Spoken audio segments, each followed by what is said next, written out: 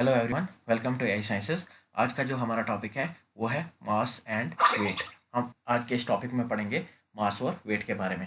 अगर आप इस चैनल पे नए हैं तो प्लीज़ चैनल को सब्सक्राइब कीजिए। वीडियो अच्छी लगे तो लाइक और शेयर ज़रूर कीजिए। तो चलो शुरू करते हैं आज का टॉपिक, मास एंड वेट।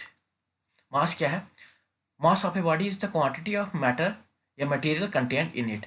मास क्या है कि material content of a body, उसको हम क्या कहेंगे? मास। ठीक है। तो मास क्या है? एक स्केलर क्वांटिटी है। स्केलर क्वांटिटी कौन सी होती है? जिसका सिर्फ मैग्नीट्यूड होता है और डायरेक्शन नहीं होती, तो उसे हम क्या कहते हैं? Scalar quantity. तो मास क्या है? स्केलर क्वांटिटी है। और ऐसा यूनिट ऑफ मास क्या है? किलोग्राम। ऐसा यूनिट ऑफ मास क्या है? Kg. The mass of a body और object is constant and does not change from place to place. अब देखो, ये इंपॉर्टेंट पॉइंट है। इसका क्या मतलब है कि जो मास ऑफ ए बॉडी या किसी भी ऑब्जेक्ट का है वो कांस्टेंट ही रहेगा। अगर जो मास किसी बॉडी का है, मीन जो मटेरियल कंटेंट जो है वो यहाँ पे भी सेम है। अगर हम अर्थ के किसी भी जगह पे हैं तो वो मास जो है सेम रहेगा। अगर हम दिल्ली में हैं वो मास भी सेम रहेगा, जम्मू में है वो मास सेम रहेगा, हम अमेरिका चले जाएंगे वो मास जो है सेम रहेगा, हम इक्वेटर पे जाएंगे तो मास ऑफ द बॉडी जो है सेम रहने वाला है। इवन कि अगर हम स्पेस में भी चले जाएं तो मास जो है, क्योंकि ये क्या है? Material content of a body, तो वो जो है स्पेस में भी मास जो है सेम ही रहने वाला है। इसीलिए हम कहते हैं कि मास जो है ये क्या है? एक कांस्टेंट है। ठीक है ना? और ये चेंज नहीं होगा फ्रॉम प्लेस टू प्लेस। अगर हम अर्थ पे किसी भी प्लेस पे हैं, किसी भी साइड पे हैं, तो मास ऑफ द बॉडी जो है सेम रहने वाला है। इवन कि अगर हम आउटर स्पेस पे भी चले जाएं तो वहाँ पे भी मास जो है, मटेरियल कंटेंट जो है ऑफ ए बॉडी का, वो सेम रहने वाला है। नेक्स्ट देखते हैं हम, the mass of a body is usually denoted by small m. Small m से जो हम यूजुअली डिनोट करते हैं mass of a body. The mass of a body is measure of inertia of a body and is also known as inertial mass. Mass of a body से हम क्या है? Major किसका है? ये इनर्शिया ऑफ ए बॉडी है ना। तो हमने क्या कहा था? इनर्शिया क्या है? टेंडेंसी किस चीज़ की? रेजिस्ट करने की किसी भी चेंज को। ठीक है ना। तो मास, हम उसमें हमने क्या पढ़ा था कि मास जो है ज़्यादा होगा तो उसका इनर्शिया भी ज़्यादा होगा। तो इसलिए ये क्या है? Major of inertia of a body. The mass of a body can not be zero. तो मास ऑफ ए बॉडी जो है कभी भी ज़ीरो नहीं होगा, क्योंकि जो मास, क्योंकि मटेरियल कंटेंट जिसकी वो बॉडी बनी है, वो मास जो है कभी ज़ीरो नहीं होगा। अगर हम ह्यूमन बींग्स हैं तो हम किस चीज़ के बने हैं? वाटर भी है, उसके अलावा जो है बोन्स है हमारे अंदर, उसके अलावा जो जितना भी मटेरियल है, मसल्स वगैरह है, तो इनका मास जो है कभी भी ज़ीरो नहीं होगा। तो mass of a body can not be zero. Next क्या है? The mass is the basic property of matter. Mass क्या है? बेसिक प्रॉपर्टी है किस चीज़ की? मैटर की। Mass does not depend upon temperature, pressure या location of the object in space. तो मास जो है चेंज नहीं होने वाला। टेम्परेचर से, प्रेशर से, लोकेशन से तो चेंज नहीं होगा कि अगर इस लोकेशन पे ये मास है, किसी और लोकेशन पे हम चले जाएं तो वहाँ पे क्या मास चेंज होगा? नहीं होगा, क्योंकि वो material content of a body है। और ना ही प्रेशर से और ना ही टेम्परेचर पे। ये नहीं कि 10 डिग्री टेम्परेचर है तो उस वहाँ पे जो है मास, जो मास है उसकी वैल्यू सेम रहेगी। और अगर हम 50 डिग्री टेम्परेचर भी करते हैं, 50 डिग्री सेंटीग्रेड टेम्परेचर भी कर दें, तो मास ऑफ द ऑब्जेक्ट जो है उस पर कोई भी फर्क नहीं पड़ने वाला। वो मटेरियल कंटेंट जो है उसकी वैल्यू जो है सेम रहेगी। तो ये इम्पॉर्टेंट पॉइंट है, ये याद रखना आप। क्या है कि mass does not depend on, ना ही टेम्परेचर पे डिपेंड करेगा, प्रेशर पे, और ना ही location of the object. Next क्या है? The prototype of international standard kilogram is supplied by the international bureau of wait and measures, BIPM भी जिसे हम कहते हैं। कि ये जो किलोग्राम जो है, ठीक है ना, इसका प्रोटोटाइप किसने हमें दिया? International bureau of wait and Measures. उन्होंने कहा कि ये जो मास है, ठीक है, इसे हम क्या मान के चलेंगे कि ये 1 kg है। ठीक है, ये इतना सा मास जो है ये 1 kg है। और उन्होंने ये सप्लाई किए पूरे कंट्रीज में। उनका उस किलोग्राम का एक प्रोटोटाइप जो है उन्होंने हर जगह भेजा, ताकि उससे जो है हम मास को मेजर कर पाए कि हाँ, इस क्वांटिटी का जो भी मास होगा वो क्या होगा? 1 kg होगा। Measurement of mass. अब मास को हम कैसे कैसे मेजर कर सकते हैं? सिंपल बैलेंस, ये फिजिकल बैलेंस भी और केमिकल बैलेंस भी।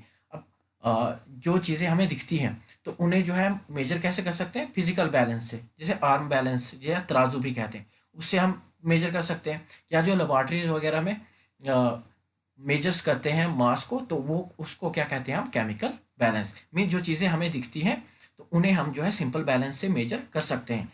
और जो चीज़ें हमें नहीं दिखती हैं, जो चीज़ें हमें नहीं दिखती हैं उसके लिए हम कौन सा यूनिट इस्तेमाल करते हैं, यूनिफाइड एटॉमिक मास यूनिट, जिसे हम यूज से भी डिनोट करते हैं, for expressing the mass of atoms. और इसे हम कैसे देखते हैं, मास स्पेक्ट्रोग्राफ,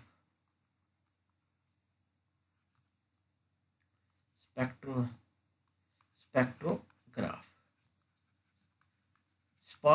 मास स्पेक्ट्रोग्राफ, या जो केमिस्ट्री के स्टूडेंट्स या इसके फिजिक्स के स्टूडेंट्स है, मास स्पेक्ट्रोमेट्री जो है पढ़ी होगी, तो उससे हम क्या डिटरमाइन करते हैं, मास। ठीक है ना, किस चीज़ का, जो हमें दिखते नहीं, जैसे एटम्स हमें दिखेंगे नहीं, ठीक है, तो उन चीज़ों का मास जो है मेजर करने के लिए हम क्या यूज़ करते हैं, मास स्पेक्ट्रोग्राफ, या जिसे हम मास स्पेक्ट्रोमेट्री भी बोलते हैं, या ठीक है, या मास स्पेक्ट्रोस्कोपी, एक्चुअल में वो स्पेक्ट्रोस्कोपी नहीं होती, उसे हम क्या कहते हैं, मास स्पेक्ट्रोमेट्री। ठीक है, तो 1 यूनिट मास किसके बराबर होता है, 1/12 of mass of carbon 12 isotope. Means 1 unit mass कितना होगा कि कार्बन 12 आइसोटोप जो है, ठीक है ना। अब आइसोटोप तो पता ही है आपको, आइसोटोप्स क्या होते हैं, वो हम पहले ही वीडियोस में, लेक्चर्स में आइसोटोप्स, आइसोबार, आइसोटोन्स वगैरह जो डिस्कस कर चुके हैं। तो कार्बन 12 का जो आइसोटोप है, ठीक है, उसके 1/12 कार्बन 12 एटम का जो आइसोटोप है, उसके 1/12 को हम क्या लेते हैं, 1 यूनिट। ठीक है, नेक्स्ट देखते हैं ग्रेविटेशनल मेथड।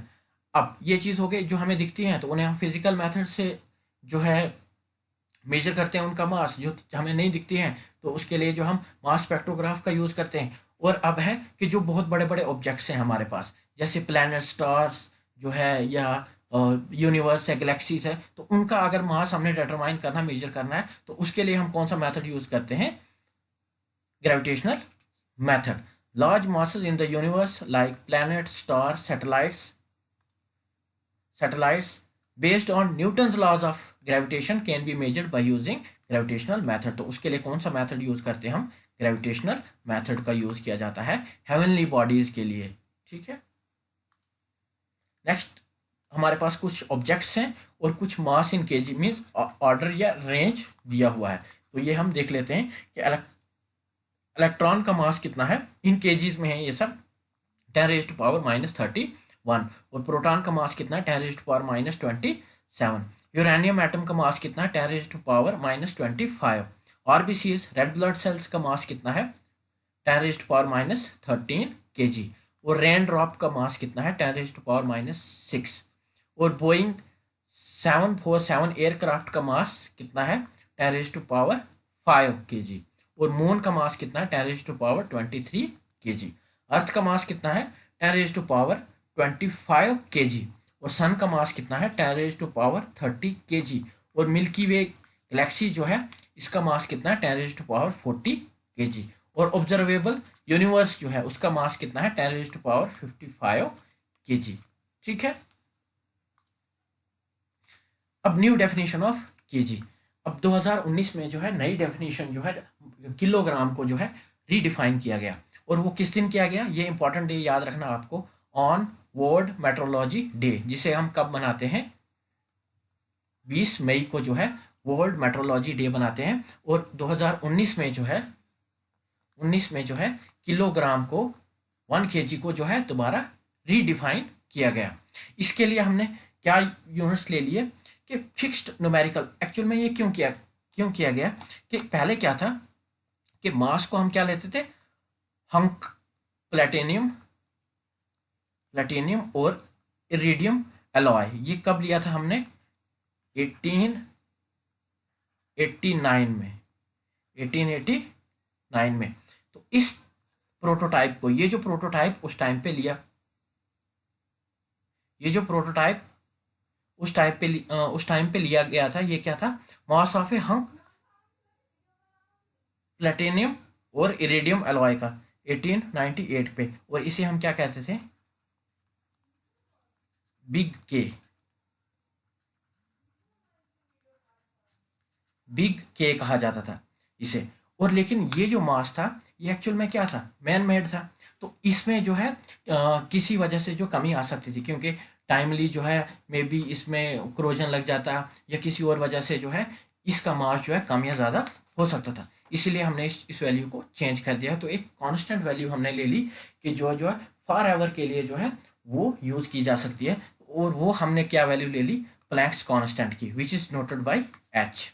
ठीक है, और ये वैल्यू कितनी होती है, 6.62607015 इंटू 10⁻⁻34 जूल सेकेंड, या इसी को हम ले लेंगे किसमें, केजी मीटर स्क्वायर पर सेकंड में।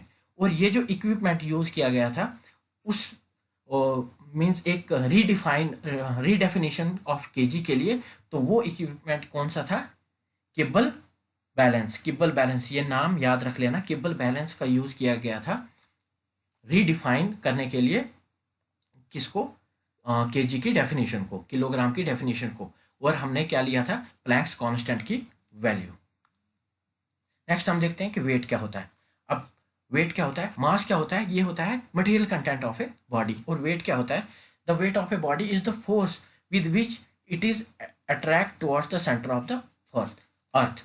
तो वेट क्या है, ये फोर्स है जिससे जो है अर्थ की ग्रेविटी जो है उस ऑब्जेक्ट को खींचती है। तो वेट क्या होगा, in other words the force of earth gravity acting on a body is known as its weight. तो वेट क्या होगा कि किस अर्थ ग्रेविटी जो है कितनी फोर्स से जो है किसी बॉडी को खींचती है, वो उसका क्या बन जाएगा, वेट।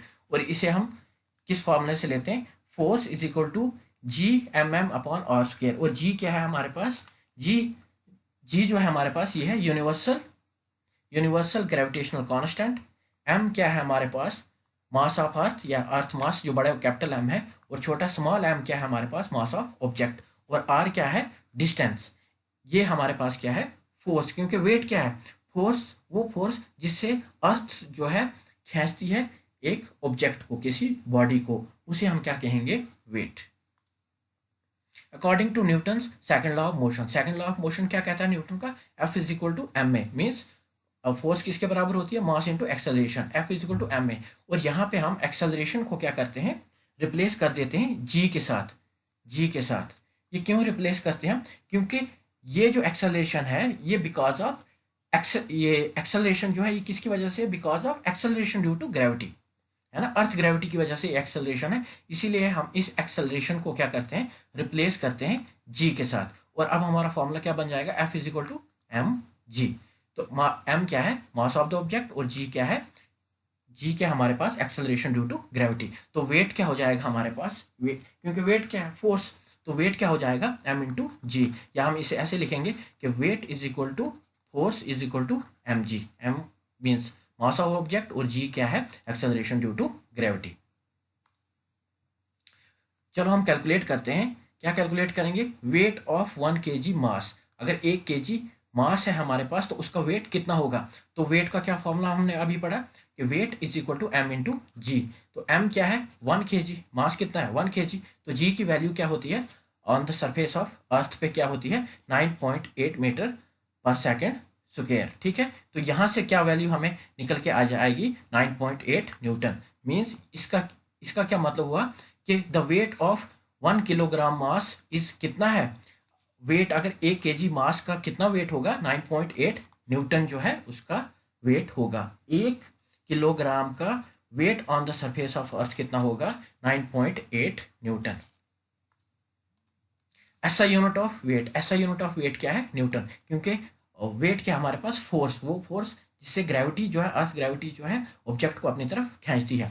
तो फोर्स का यूनिट भी क्या है, न्यूटन। तो वेट क्या है हमारे पास, फोर्स है, तो वेट का यूनिट भी क्या हो जाएगा, न्यूटन। और वेट क्या है, वेक्टर क्वांटिटी। अब ये वेट जो है वेक्टर क्वांटिटी कैसे आई हमारे पास, क्योंकि यहाँ पे क्या है, हमारे पास मैग्नीट्यूड भी है और हमारे पास डायरेक्शन भी है। डायरेक्शन क्या है कि अर्थ अपनी तरफ टुवर्ड्स द सेंटर खींचती है, तो एक डायरेक्शन बन गई हमारे पास। तो हम इसलिए वेट को क्या मान के चलेंगे, as a vector quantity.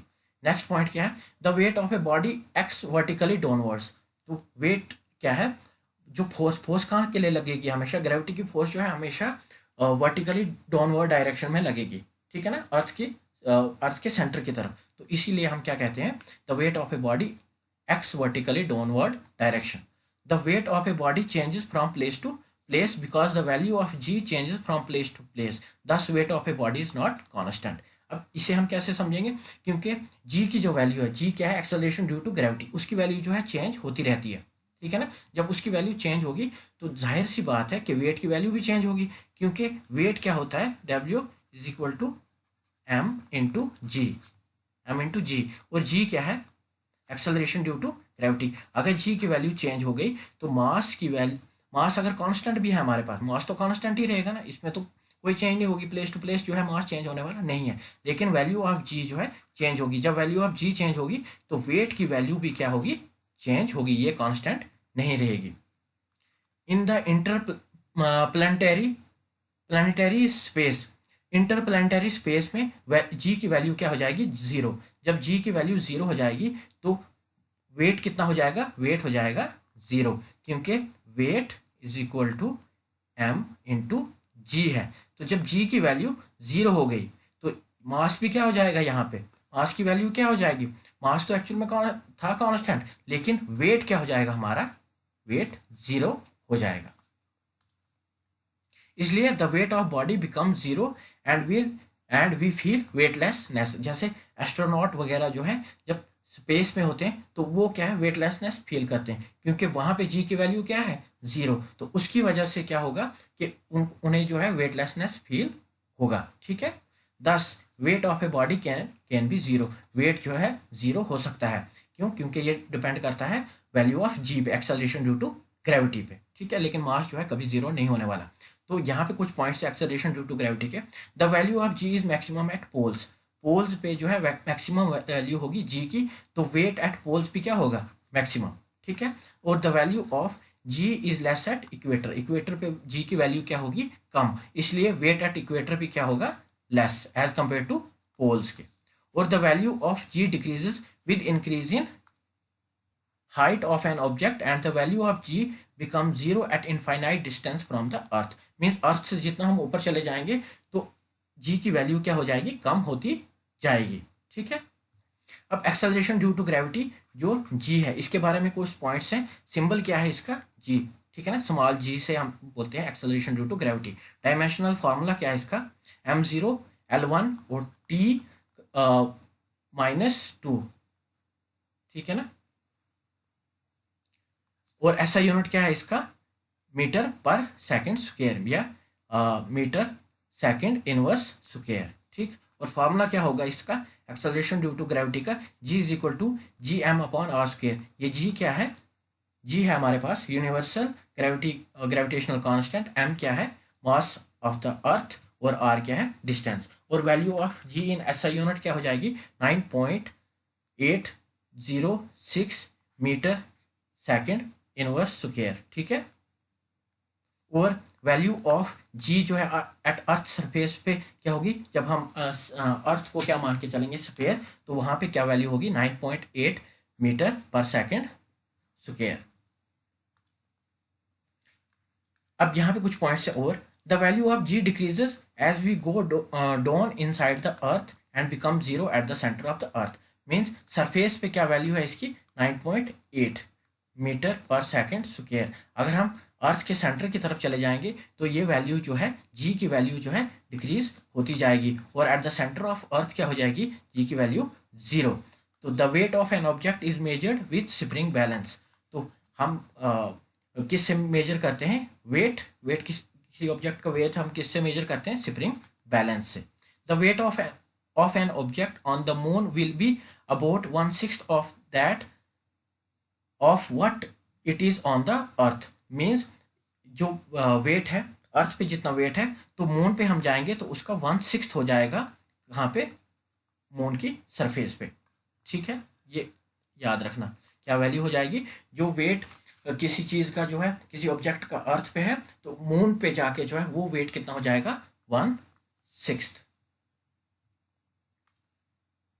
Next हम देखते हैं difference between mass and weight. तो क्या है, मास क्या हमारे पास, measure of a matter content in a body, it is the measure of a matter content in a body. और वेट क्या है, it is the force with which body is attract towards the centre of the earth. Second difference क्या है, its magnitude does not change from place to place, में mass जो है change नहीं होगा फ्रॉम प्लेस टू प्लेस, लेकिन weight क्या है, it changes with change in the acceleration due to gravity. G की वैल्यू चेंज होती रहेगी तो वेट की वैल्यू भी जो है वो चेंज होती रहेगी। मास क्या है, it is measured with the help of physical balance. Mass को किससे मेजर करते हैं हम, with the help of physical balance, लेकिन वेट को मेजर किससे करता हम, weight is measured with the help of spring balance, sorry physical नहीं, यहाँ पे स्प्रिंग है, स्प्रिंग बैलेंस से जो हम वेट मेजर करते हैं। और नेक्स्ट क्या है, it is measured in units of gram या किलोग्राम, हम किन यूनिट्स में मास मेजर करते हैं, ग्राम या किलोग्राम में, लेकिन वेट को हम मेजर किस में करते हैं, क्योंकि वेट क्या है, फोर्स, जो फोर्स के यूनिट होंगे वही जो है किसके यूनिट होंगे, वेट के भी यूनिट होंगे, न्यूटन या डाइन यूनिट से हम मेजर करते हैं। तो मास क्या हमारे पास एक स्केलर क्वांटिटी है और वेट क्या हमारे पास एक वेक्टर क्वांटिटी है। आई होप आपको वीडियो अच्छी लगी होगी, तो please subscribe the channel and like and share the video. Okay, thanks.